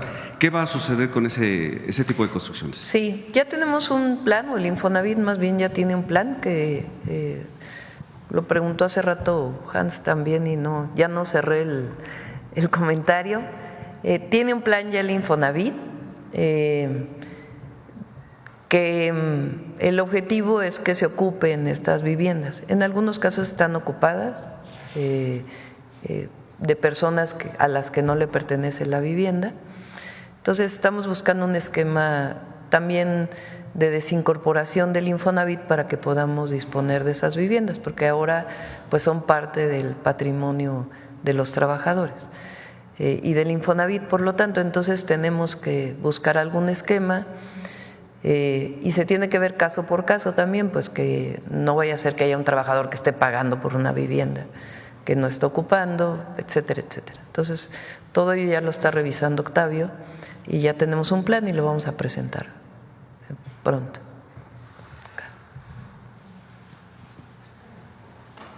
Gracias. Buenos días a todos. Soy Mireya Cuellar del periódico La Jornada en Baja California. Presidenta, ayer hablaban de toda esta estrategia y esta campaña contra la drogadicción en el país y se parte de una premisa que efectivamente México pues no es un país que tenga un problema de drogadicción como en Estados Unidos. Sin embargo, hay estados como Baja California, por ejemplo, que sí tienen un problema grave de drogadicción. Por ejemplo, ahí incluso las autoridades de la Fiscalía han dicho que el paradigma ha cambiado. Antes se consideraba que la violencia del Estado estaba relacionada con el trasiego de droga. Hoy día la violencia del Estado está relacionada con el consumo local, con el conflicto entre todos los vendedores de droga que se disputan calle por calle porque hay una gran cantidad de consumo. Incluso hay un caso muy grave, me parece delicado, de una menor de 4 años en Mexicali que se intoxicó porque en su familia se consume droga. Sabemos que muchas de estas pastillas de droga hoy parecen dulces, son de colores rosas, azules. Entonces, además del programa que usted presentó ayer, que entiendo es un programa es un estándar para todo el país, ¿hay algún programa especial para los lugares que sí tienen un conflicto de consumo y sobre todo, además, que tienen pues después el problema también de la seguridad? Sí. El problema de los homicidios y otros delitos de alto impacto en Baja California tiene, digamos, varias causas, no solamente, sí tiene que ver con trasiego, también tiene que ver con venta local y también tiene que ver con algunos otros temas. Eso por un lado, ¿no? Para no dejar pasar el comentario. Segundo, ayer lo que planteé es que no tenemos un problema tan grave y particularmente de consumo de fentanilo. Eso no quiere decir que haya lugares en donde sí hay algo de consumo, aunque no tenemos la gravedad de los decesos por sobredosis de fentanilo que está viviendo particularmente las ciudades de Estados Unidos. Como explicó ayer el doctor Kersenovich, la manera de atenderlo es en 3 áreas. Uno, la prevención, que ayer lo que presentamos fue esta campaña integral para todas las entidades de la República de prevención del consumo de las drogas en general y en particular del fentanilo. Segundo, la atención a aquellas personas que ya tienen alguna adicción, que en México es mayor la adicción a las metanfetaminas. Es todo el programa que se presentó, que parte de la línea de la vida. Ayer, por ejemplo, me decía Leticia Ramírez que hubo más personas que llamaron ayer, lo cual es bueno, quiere decir que estuvieron atentas a este número de teléfono y si tienen algún problema, pues llamaron. Y, digamos, funcionó el centro de llamadas, que era parte de lo que queríamos estar probando y va a seguir fortaleciéndose. Entonces, línea de la vida y se orienta a distintos lugares, desde los centros de integración juvenil hasta, dependiendo de las condiciones, pues directamente a un especialista que esté en el centro de llamadas o se orienta a los distintos lugares que hay en las entidades. Ayer presentamos varios centros de salud y hospitales que atienden problemas de adicción y en general de salud mental, que no es lo mismo, ¿no? Hay problemas de salud mental que no llevan adicciones, pero en general la mayor parte de las personas que tienen algún problema de adicción pues tienen algún asunto de salud mental. Entonces se tiene que atender y después es la rehabilitación. Entonces hay estados en donde pues hay que tener mucho mayor coordinación, como el caso de Baja California, con la gobernadora Marina del Pilar, para que la estrategia nacional pues se coordine con la estrategia estatal y pueda prevenirse, atenderse y rehabilitarse aquellos que ya han llegado a un centro de atención. Y después también había en Baja California, que se han dado pocos casos, pero se han dado, la gente que tiene en la calle una crisis por consumo de droga. Por ejemplo, había un problema para obtener la naloxona, esta sustancia para contrarrestar los efectos de una sobredosis. Y aunque ya se hizo un programa piloto muy recientemente, decían que no había una aprobación de la COFEPRIS para poder importarla. Mi pregunta sería si ya hay algo… ¿Lo está trabajando la COFEPRIS? No sabré decirte si ya lo aprobaron o no, pero sí se está revisando. Y mi última pregunta tendría que ver con la contaminación en Mexicali. Presidenta, es un problema muy severo. Tenemos en la capital del estado de Baja California casi todo el mes de diciembre con una mala calidad del aire. No se mide el grado de ozono, pero sí hay una información sobre todas estas partículas, ¿no?, que se están respirando en Mexicali. Mexicali es prácticamente una olla, una cazuela, podríamos decir, está 8 metros bajo el nivel del mar. Cuando no hay viento en el invierno se queda toda esta inversión sobre la ciudad, y la única recomendación hasta ahora, entiendo que es un problema de largo plazo y esas cosas pues no se solucionan de un día para otro, por supuesto, pero sin embargo solamente vemos todos los días, hay una alerta y hay una recomendación para que la ciudadanía se quede en sus casas, para que no salgan los niños a la calle, para que no se haga actividad física fuerte en la calle. Yo querría en todo caso llamar la atención sobre este tema que vive de contaminación que vive la capital de Baja California. Tijuana también tiene un problema, ahí también hay muchos de estos vehículos que se regularizan, que por un lado es muy bueno para la gente que necesita movilizarse hacia su trabajo, pero por el otro lado pues hay un problema de contaminación también, porque son vehículos, la mayoría de ellos años atrasados, y no hay un control de la contaminación. Entonces, bueno, sobre todo el caso de Mexicali lleva todo el mes de diciembre, todos los días, quizá 3 días le podría decir que se ha dicho que la calidad del aire es buena, pero todos los días hay una gran cantidad de partículas en el ambiente que la gente está respirando sin saber qué hacer realmente. Le comentamos a la secretaria Alicia Bárcenas para que entre en contacto con la presidenta municipal y con la gobernadora.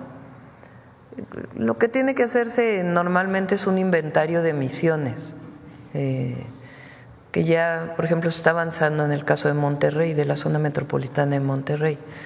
El asunto es cuál es la fuente. Primero, qué contaminantes, que eso se mide con una red de monitoreo, y segundo, qué provoca estos contaminantes, cuáles son las fuentes de contaminación, y para eso se tiene que hacer un inventario de emisiones, en donde se mide, se calcula, se estima de dónde provienen estas emisiones. Pueden ser fuentes industriales, pueden ser fuentes móviles, pueden ser fuentes del polvo, PM10 particularmente, o de si se usa los esquemas de quema para la producción agrícola, también puede estar asociado a ellos. Entonces le decimos a la doctora Alicia Bárcenas que se ponga en contacto para atenderlo.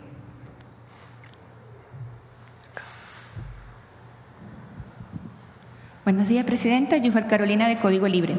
Presidente, en otros temas, ¿nos puede confirmar si está próxima la salida del senador Adán Augusto Santiago como coordinador de Morena? De ser así, ¿quién lo sustituiría y cuáles serían las razones? No. Adán es el coordinador.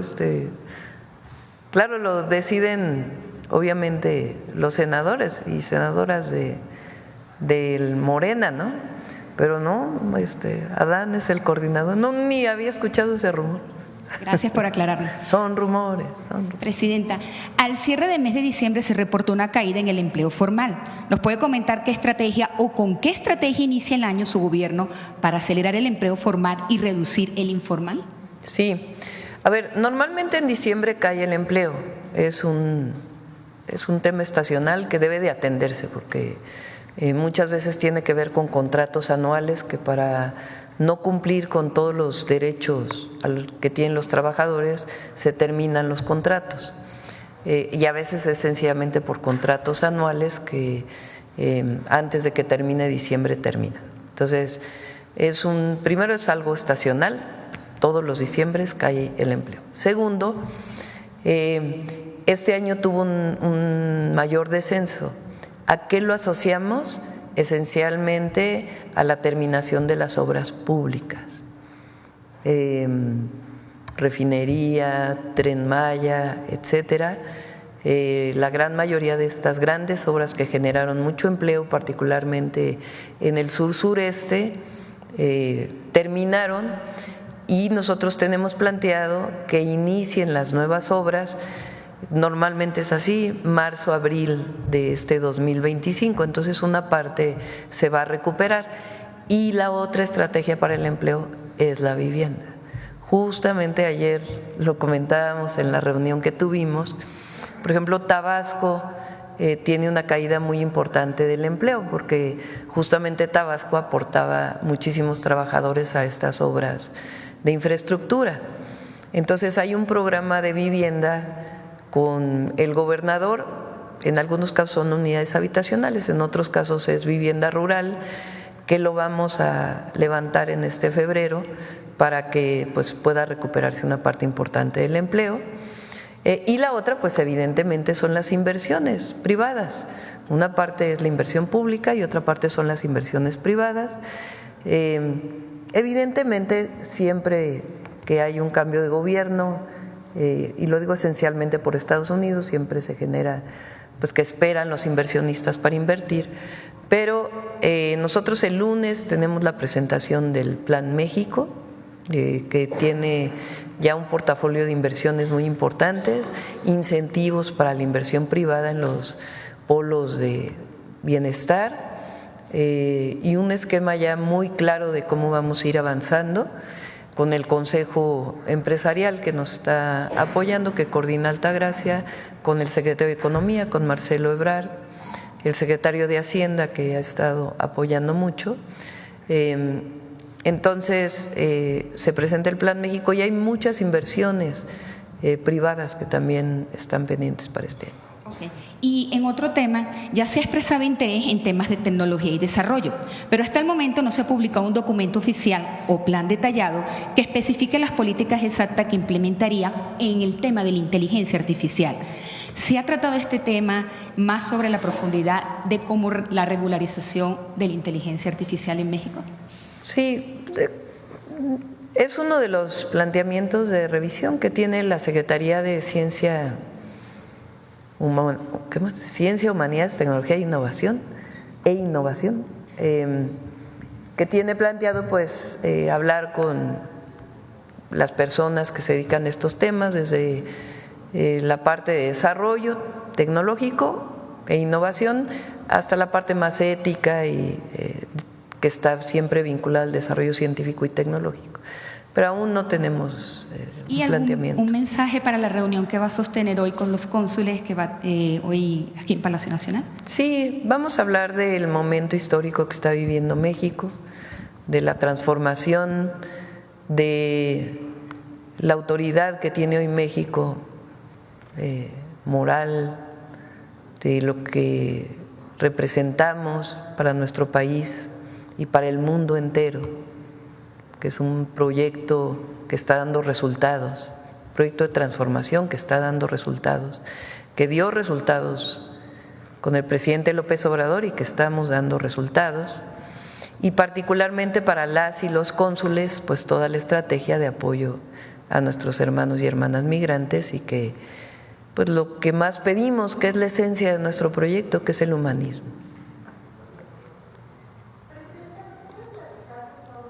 Que por cierto, ahorita que preguntaste el Senado, discúlpame, ya ven que hubo un documento que decía que se iba a levantar en armas, bueno, no hemos encontrado la autoría de ese documento en el Senado. Ya ven que decían que, y luego ya hay unos que dicen que lo escribió el presidente López Obrador. pero hasta lo aseguran. Todavía le pedí a la secretaria Rosa Isela que preguntara a las y los senadores quién lo escribió o cómo apareció ahí de pronto en un medio, y nadie sabe quién es la autoría de ese documento. Entonces, pues según esto existe el documento, lo he visto yo en las redes, pero quién lo escribió, cómo apareció, cómo, aún no se sabe. Y ya, como lo he dicho otras veces, dejen descansar tranquilo, que está escribiendo al presidente López Obrador. Si nos pudiera comentar su libro. ¿Dado algún informe de los siniestros ocasionados en Los Ángeles? ¿En dónde, perdón? En Los Ángeles. Si hay algunos connacionales en esta zona. Sí, ahora le pedimos una tarjeta, a ver si nos la pueden enviar. Particularmente el área de Santa Mónica está siendo exactamente. Les damos más información en un rato. Ya son 9:18. Ya nos vamos. Gracias, presidenta. Buenos días, Claudia Guerrero de Reforma. Sobre el tema de Donald Trump, quisiera preguntarle, él ayer afirmó que los grupos criminales son quienes aparentemente gobiernan en México. Desde su punto de vista, ¿a qué puede obedecer esta declaración? Si usted considera que hay un escalamiento o un endurecimiento en las críticas de Trump hacia México y su gobierno, si esto puede afectar la relación bilateral, generar tensiones o hay un riesgo de ruptura. No, pues por eso comenté que con el respeto debido siempre, pues a lo mejor ayer tuvo una mala información y piensa que todavía gobierna Felipe Calderón y García Luna. En México gobierna el pueblo, porque la presidenta fue elegida por el pueblo de México. Y estamos atendiendo el problema de la inseguridad.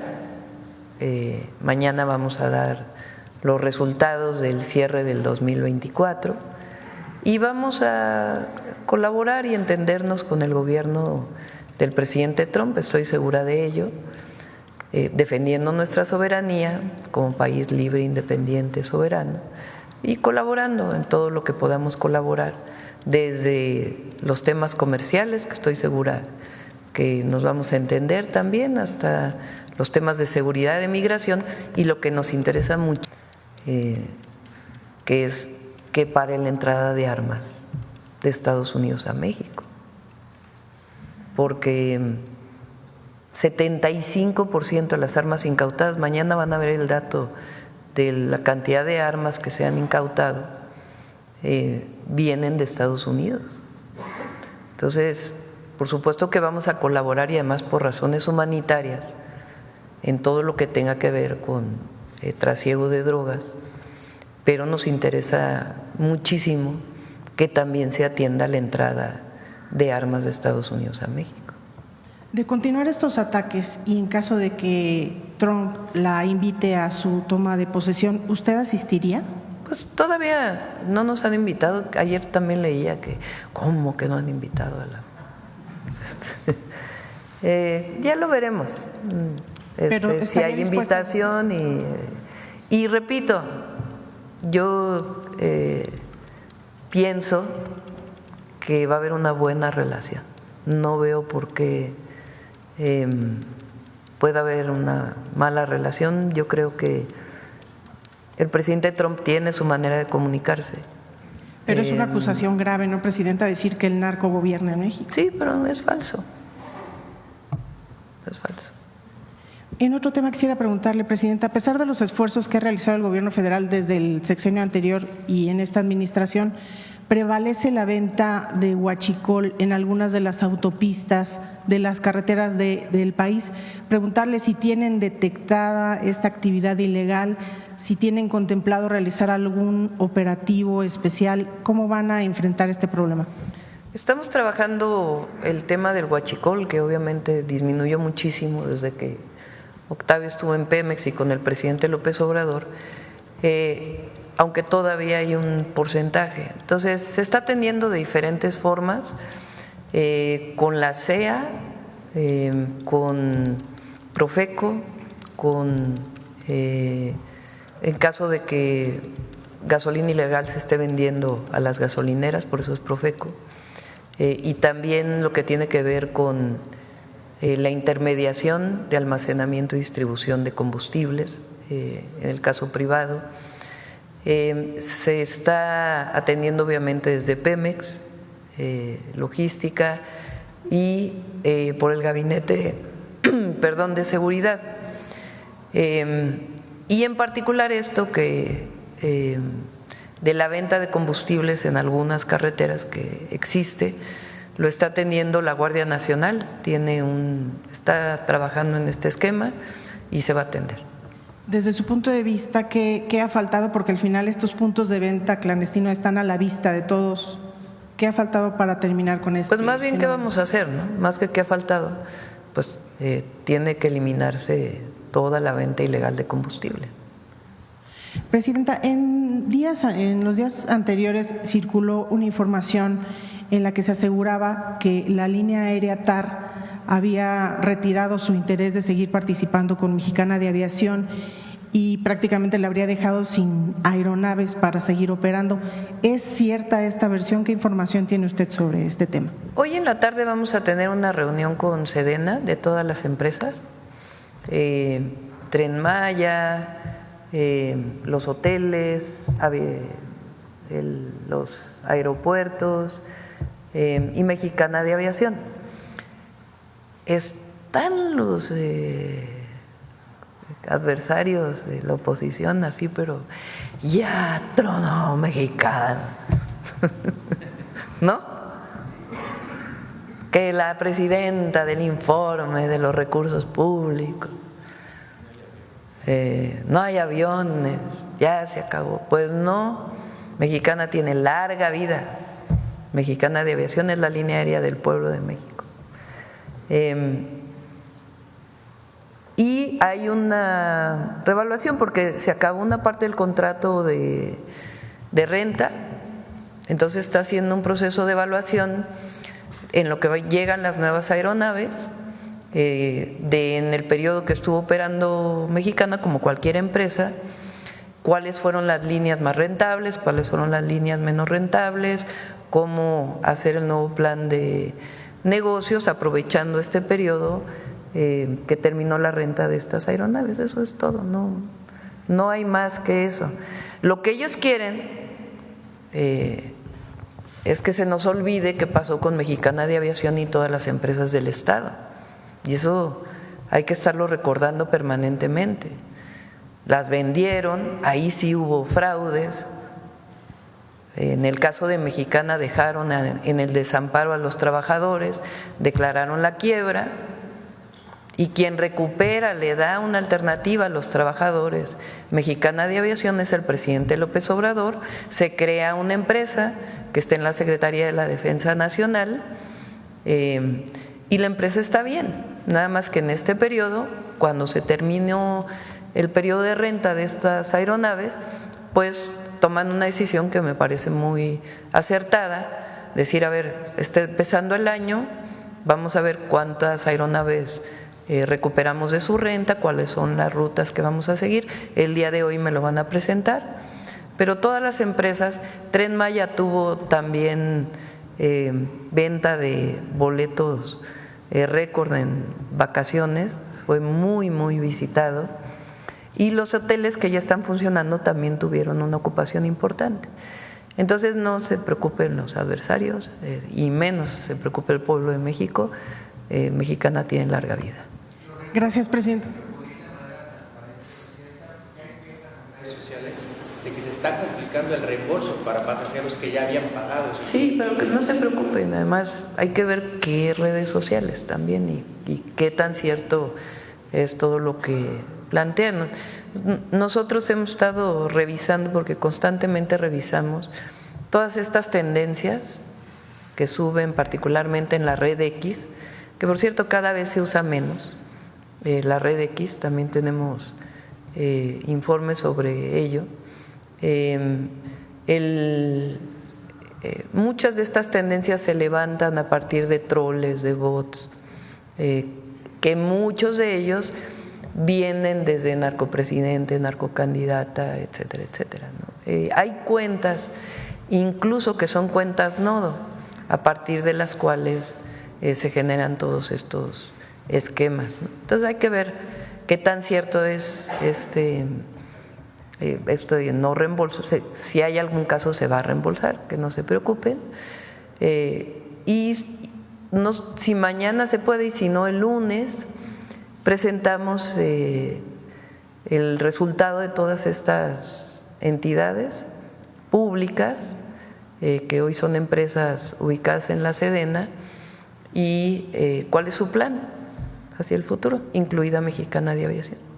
Presidenta, ya nada más sobre el tema del Infonavit, quería consultarle si dentro de las pesquisas que están realizando en la institución tienen contemplado investigar al senador Alejandro Murat. Principalmente es importante que se mencione, esto que está mencionando el director del Infonavit se dio principalmente por estas direcciones generales de empresariales y de representantes de los trabajadores, que eso no quiere decir que sea el sector empresarial, son muchos de los representantes que estuvieron ahí que hicieron estos negocios al amparo del recurso de los trabajadores. Y también no hablamos mal de los sindicatos, sino de algunas personas, representantes sindicales que estuvieron en los puestos del Infonavit, que vieron la posibilidad de hacer negocios y hicieron negocios, ¿no? Entonces, porque esa es parte de lo que estamos planteando con la modificación a la ley del Infonavit, que resulta que el director general del Infonavit tiene muy pocas facultades y tienen muchas más facultades estos representantes que no se les audita. Entonces, lo que se está planteando es que tenga facultades el director general del Infonavit, que al tener facultades también tiene evidentemente responsabilidades, que haya el organismo tripartita del Consejo de Administración y que sea transparente y auditable y que se construyan viviendas, que es el objetivo del Infonavit, y que se resguarde el fondo de ahorro de los trabajadores a través de la vivienda con la CNBB, que es quien regula, y no con estas, algunas de estas SOFOMES y no sé, que algunas están reguladas por la Comisión Bancaria de Valores y otras no. Entonces, lo que queremos es transparencia, cumplir que los trabajadores puedan tener el sueño de una vivienda bien hecha, digna, y que se acabe esta corruptela relacionada con estas representaciones que han hecho negocios al amparo, pues, del poder que tienen. Por eso la denuncia que se presenta es a quien resulte responsable, pero sí hay que decir que es principalmente estas direcciones que se ponen de acuerdo además y hacen estos negocios que presenta Octavio, que es una barbaridad.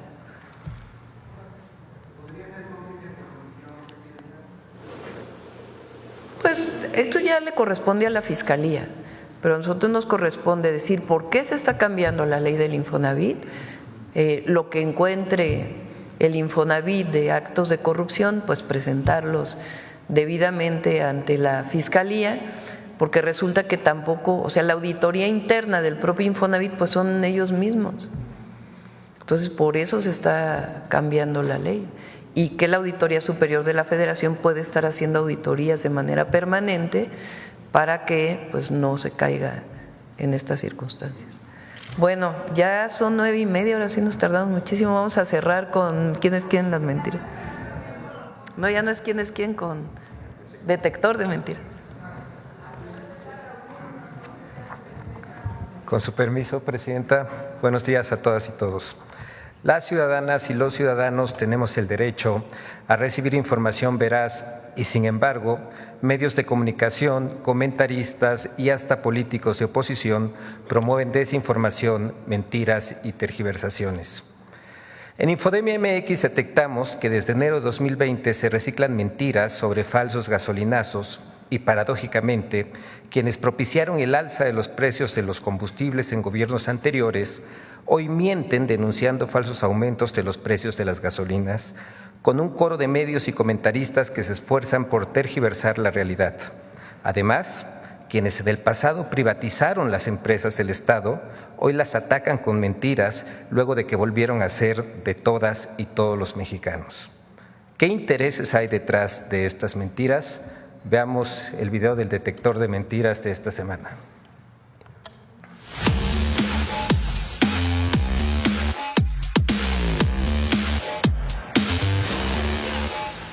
Falsos aumentos en el precio de la gasolina y ataques contra migrantes son algunas de las noticias falsas que el detector de mentiras localizó la primera semana de 2025. 1. El 2025 inició con un gasolinazo. Déjenme decirles lo que Morena nos trajo de regalo de Reyes para este 2025. Primero, un aumento en el precio de la gasolina, que ahora anda en algunos lugares hasta en 27 pesos por litro. No es un gasolinazo. Es un... llámelo como usted quiera, es año nuevo y tiene usted la libertad de llamarlo como quiera, pero dicen que no es gasolinazo. ¡Mentira!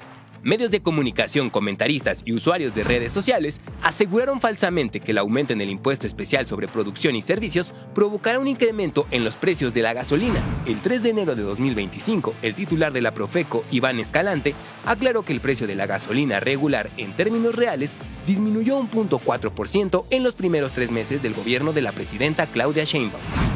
Además, la Procuraduría Federal del Consumidor anunció que colgará lonas en establecimientos con precios elevados de los combustibles con la leyenda "Se vuelan la barda". 2. Los diputados de Morena votaron en contra de mantener la gasolina por debajo de los 20 pesos. ¡Mentira! En ninguna sesión de la actual legislatura de la Cámara de Diputados se discutió o votó alguna iniciativa o reserva que propusiera que la gasolina costara menos de 20 pesos. 3. Mexicana de Aviación está en quiebra y tiene crisis de pasajeros. Bueno, pues el gobierno se concentra sus prioridades, a todas luces equivocadas, en carritos eléctricos, trenes, aviones o líneas aéreas que fracasan. ¡Mentira! En la mañanera del pueblo del 26 de diciembre de 2024, se informó que la Aerolínea Mexicana de Aviación transportó de enero a diciembre de ese año a 382.011 pasajeros. Además, durante el 2024, la aerolínea tuvo un aumento de pasajeros progresivo mes con mes y sus operaciones pasaron de 1.656 en el primer trimestre de 2024 a 1.958 en el cuarto trimestre de 2024. 4. Un coronel de la Sedena estuvo presente en un evento de Cualcomán, Michoacán, en el que la presidenta municipal agradeció a un miembro del crimen organizado. ¡Mentira! La fotografía que circula en medios de comunicación no corresponde al evento realizado en Cualcomán, Michoacán, del 27 de diciembre, sino a un evento anterior del 10 de diciembre en el que se conmemoró el aniversario 193 de la Constitución de Cualcomán como municipio. 5. Los responsables del atropellamiento masivo de Nueva Orleans son migrantes. ¡Mentira! El FBI identificó el 1 de enero al presunto responsable del atropellamiento de Nueva Orleans como Shamsud Din-Jabbar, de 42 años, un ciudadano estadounidense residente del estado de Texas.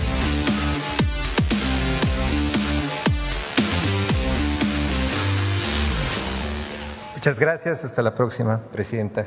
Vámonos. Adiós.